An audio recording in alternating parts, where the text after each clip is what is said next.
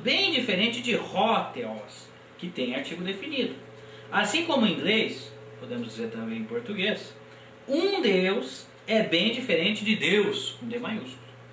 Em João 1:1, a palavra não é o Deus único e exclusivo, mas é um Deus, ou um ser divino. Esse é o comentário, então, desse estudioso no assunto. E nós podemos citar também, isso é uma evidência forte, isso aqui que eu estou mostrando é o papiro Chester B, 813, né? Uma língua até estranha, é o chamado copta saídico, né? É interessante falar sobre essa língua, né? Esse copta saídico, o seguinte, né? Um certo professor aqui, Thomas Holland, fala o seguinte, ó: o uso dos artigos cópticos, tanto definido como indefinido, uma, por exemplo, né? É bem parecido ao uso dos artigos em inglês. Porque quando o Novo Testamento foi traduzido, além do grego, o que se tinha também, né? Eles traduziram para o latim e para o siríaco, no primeiro momento. Só que essas línguas não tinham artigo definido, indefinido. Agora, no caso do copta, tinha. E a primeira tradução, então, que saiu, ainda no segundo século sobre isso, colocou a palavra, era um Deus, né? Até o dicionário da Bíblia Âncora fala sobre o acesso que eles tinham, né? Fala assim, ó: visto que a Septuaginta e as escrituras gregas cristãs foram traduzidas para o copta durante o terceiro século era comum, a versão copta teve como base os manuscritos gregos, que são bem mais antigos que a grande maioria dos manuscritos existentes. Só um detalhe, Rogério. Esse manuscrito que você mostrou aí do copta, ele é de que século? Segundo século. Do segundo século, e fala um Deus. Um Deus. Com letra minúscula. Usa o artigo indefinido. E o copta é bem perto lá do grego, né? Super próximo. É interessante, hein? É uma relíquia esse manuscrito, hein? Bem, Rogério, sem dúvida alguma, quando se analisa à luz da erudição a tradução do Novo Mundo, sem colocar paixão, sem colocar preconceitos, a pessoa sincera vai chegar à conclusão de que João 1 está gramaticalmente correto da maneira como a tradução do Novo Mundo traduz. Com certeza. Então, quem lê em grego, quem entenda de grego, não tem o que contestar.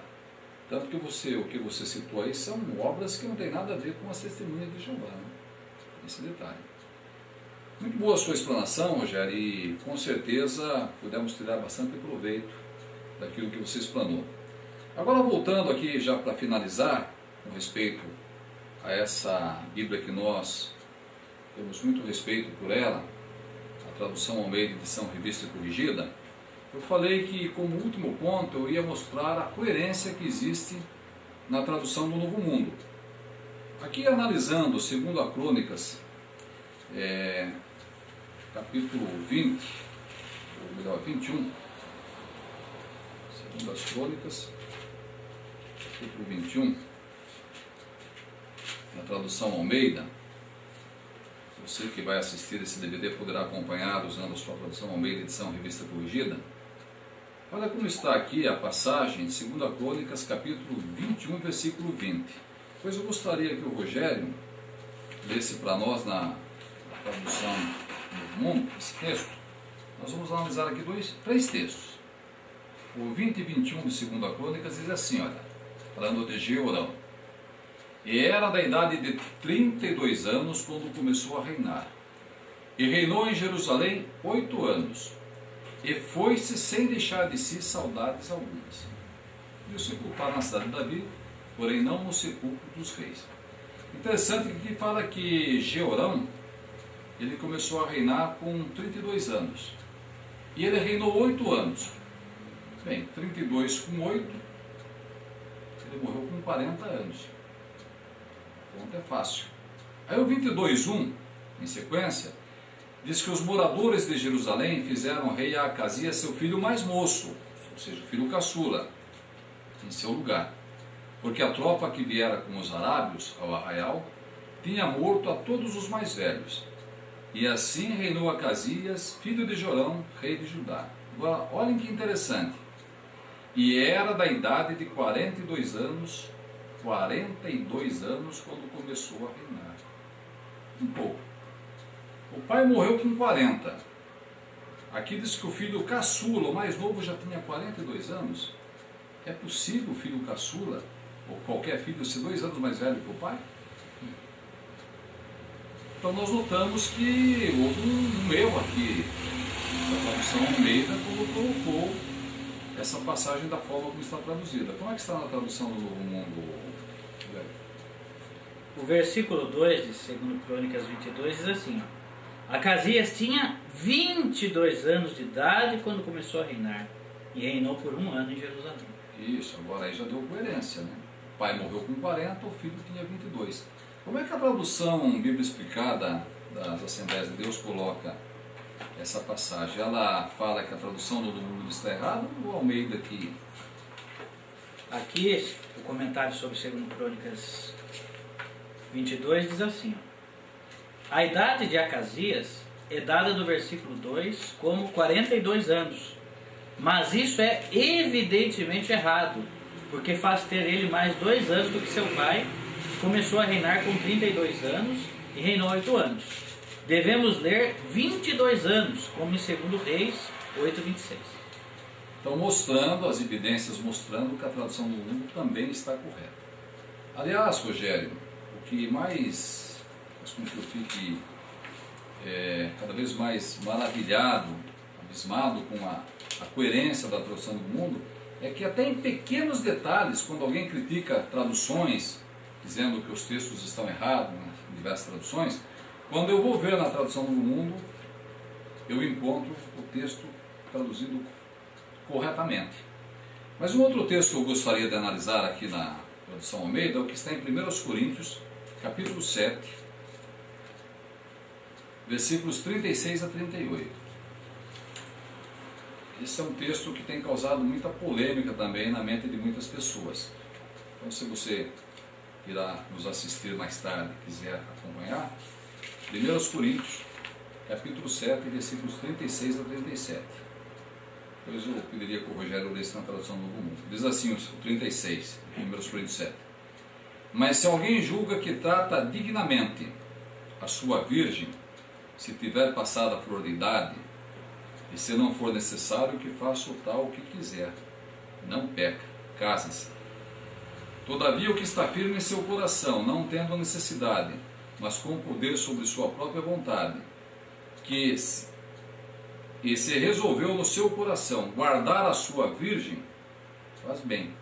De sorte que o que a dá em casamento faz bem, mas o que não a dá em casamento faz melhor. Então, algumas pessoas ficam analisando que alguém tem uma virgem em casa e que ele deve segurar essa virgem. Diz que se ele der em casamento, não está fazendo coisa errada, mas se não der, faz uma coisa melhor ainda. Ele diz, né? Quem a dá em casamento faz bem, mas o que não a dá em casamento faz melhor. Então, muitas pessoas sinceras que leem esse versículo como está aqui, fazem uma confusão na sua mente. E alguns acham que esse texto é de difícil interpretação. Como é que está na nossa tradução? Tradução Novo Mundo. 36 a 38, de 1 Coríntios 7. Mas se alguém pensa que se está comportando de modo impróprio para com a sua virgindade, se esta estiver além da flor da juventude, esse é o modo que deve ocorrer. Faça ele o que quiser, ele não peca. Casem-se. Mas se alguém estiver resolvido no seu coração, não tendo necessidade, mas tiver autoridade sobre a sua própria vontade e a tiver feito essa decisão no seu próprio coração, de manter a sua própria virgindade, ele fará bem. Consequentemente, também faz bem aquele que der a sua virgindade em casamento. Mas aquele que não a der em casamento, fará melhor. Bem, então aqui está falando da virgindade da pessoa. Se a pessoa tem poder sobre a sua vontade e quiser manter a sua virgindade, ele faz bem. Agora, se ele não tiver domínio sobre a sua vontade, então ele deve se casar.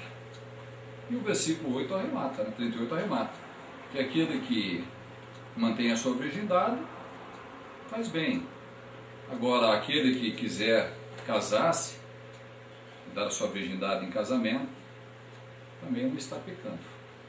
Então se torna muito mais claro. É interessante que a Bíblia Explicada, ela diz algo interessante aí. Como é que ela fala aí? Diz que por vários motivos é preferível a tradução de J.N. Darby e outros. Virgindade e não virgem.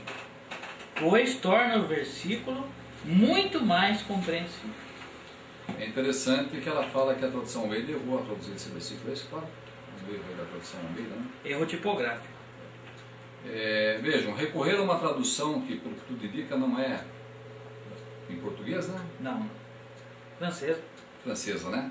Para traduzir, falar que esse versículo está, da forma como está, não está correto, sendo que nós temos a tradução do Novo Mundo traduzido de maneira correta.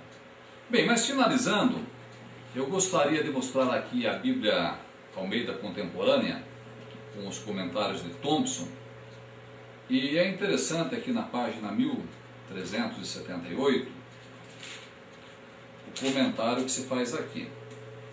Diz que quando João Ferreira de Almeida, ele foi analisar aqui o Novo Testamento, ele encontrou milhares de erros. Então, o próprio Almeida encontrou na sua tradução no Novo Testamento milhares de erros. Depois aqui tem um outro tradutor, revisor aqui, Ribeiro dos Santos, que afirmou ter encontrado um número bem maior. Agora, interessante que, dando continuação aqui na matéria, diz que apesar dos erros iniciais, ao longo dos anos, eruditos evangélicos têm depurado a obra de Almeida, tornando a preferida dos leitores de fala portuguesa. Nós concordamos, tanto que eu citei no início que a tradução Almeida é a mais usada pelas pessoas aqui no Brasil. Eu não chego até a achar que ela era usada por Jesus. Vejam o apreço que as pessoas têm pela tradução Almeida. E nós respeitamos, obviamente. Mas quando fala aqui que ela foi se tornando, ela foi depurada pelos eruditos, embora isso seja algo elogiável, estão tentando melhorar a tradução Almeida, nós notamos através dessa rápida pesquisa que fizemos, que tocamos de leve na questão da tradução Almeida no mundo, que falta muito ainda depurar nessa obra aqui. Obviamente que temos um respeito muito grande para essa tradução Almeida, mas eu pessoalmente, quando quero ler uma Bíblia e ter a certeza que estou lendo aquilo que os escritores inspirados por Deus realmente escreveram, eu faço uso da Almeida, mas sempre referenciando com a tradução do Novo Mundo, porque ali eu sei que estou encontrando exatamente aquilo que os escritores inspirados colocaram. Por isso que, da minha parte, Rogério, é um orgulho muito grande poder contar com uma tradução do Novo Mundo. Também foi muito elogiável a maneira como você, um pesquisador profundo das Escrituras Sagradas, colocou, mostrando aí uma série de referências, nenhuma delas produzidas pela Testemunha de Jeová, mostrando o quanto a tradução do Novo Mundo é confiável e erudita, ou erudita e confiável, como queira. Então nós incentivamos você, que talvez ainda não leu a tradução do Novo Mundo, que talvez tenha até um certo preconceito, que tem ela na sua casa, mas não coloca a mão, porque talvez alguém falou que essa tradução não é confiável, faça uma pesquisa cabal. E você vai ver que você vai lucrar muito, tendo uma Bíblia de português atualizado, que não tem textos acrescentados e é extremamente coerente com os originais. Obrigado a todos pela atenção.